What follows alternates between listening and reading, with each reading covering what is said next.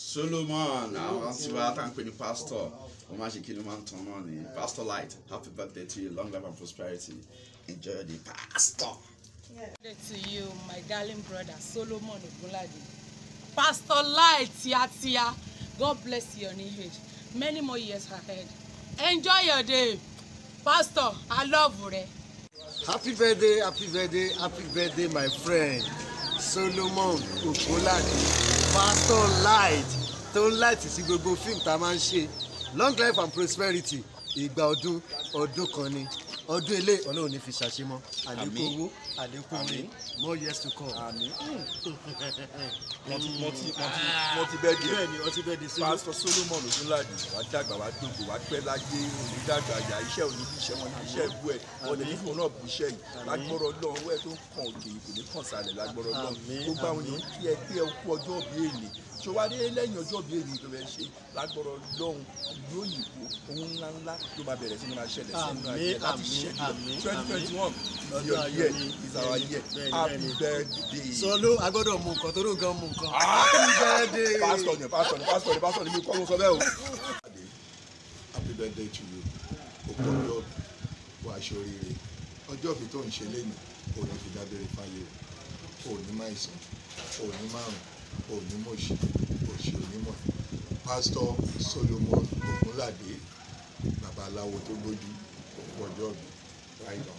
Báwo ló ṣe ń lọ ọmọ ọba ṣé kí sáré já ẹ ṣọmọ tó ń ṣe ọjọ́ ìbílẹ̀ ni èèyàn tèmi ẹ̀jẹ̀ mi ó wà ń bẹ ó lọ bẹ́ẹ̀ ó jù bẹ́ẹ̀ tó bá ti bá mi kí ojú ya ẹ̀ máa bó.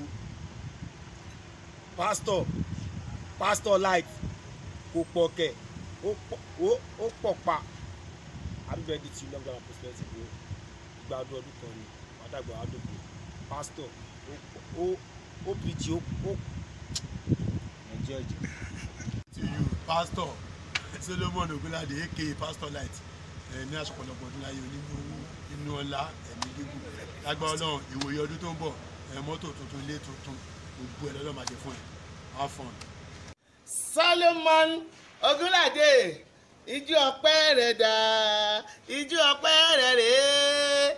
Ọmọ ọlọ́jọ́ ìbí wàá ṣọ̀pọ̀ ọdún láyé nínú owó, ọlá, ọmọ, ẹ̀mí gígùn, àìkúbalẹ̀ ẹ̀rù, àṣeyọrí, àlàáfíà ló máa fi lùgbé sí ayé ẹ̀. Ó ti ṣe tọ́jú ilé ìwà tó ṣe tẹ̀mí láṣẹ Èdùmàrè. Ó mọ̀ pé mo lọ.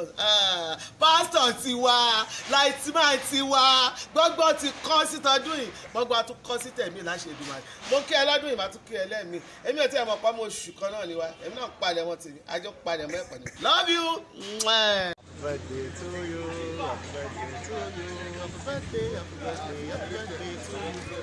Happy birthday to my wonderful brother Solomon Ogunlade, aka Pastor Edagberu.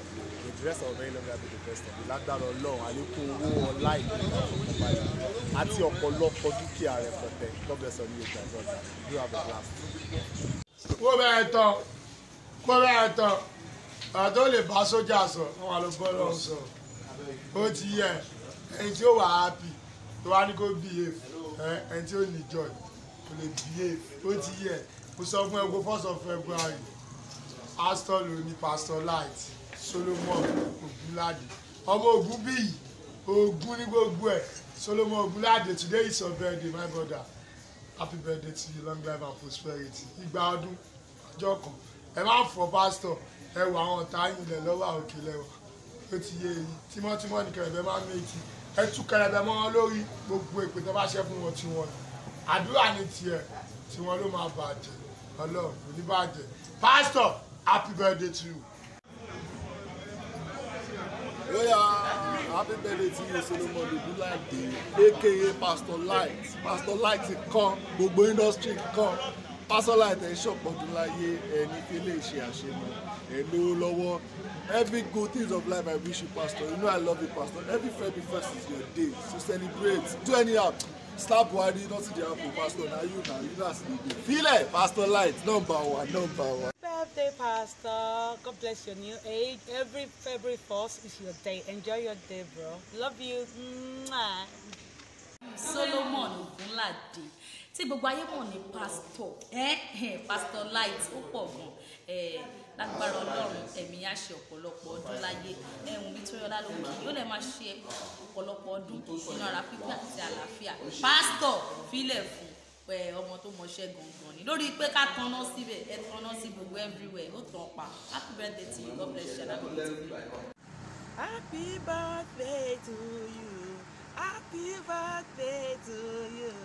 Happy birthday, Pastor Light Solomon. Ọlọ́run á dúró sí ẹ, Ọlọ́run á wà pẹ̀lú ẹ. Gbogbo nǹkan tó bá ń dáwọ́ lé á máa yọrí sí rere. Ojú ò ní tì ẹ́ o. Iwájú báyìí òun ni ọ̀pẹ́ ìbí tí ẹ máa lọ. Long life and prosperity. Have a beautiful birthday. Very, very amiable, easygoing, handsome, black and beautiful brother, Solomon Ogunlade. It's your birthday, and I wish you the best of luck, more progress, more breakthroughs, fantastic, upgrading in your career as Pastor Light. Ọlọ́run wo wàá máa rí ṣe ò ní dúró. Konkere Master ló sọ bẹ́ẹ̀ Túnjí Ṣótìmírìn. Let's go there. Happy birthday, my boy.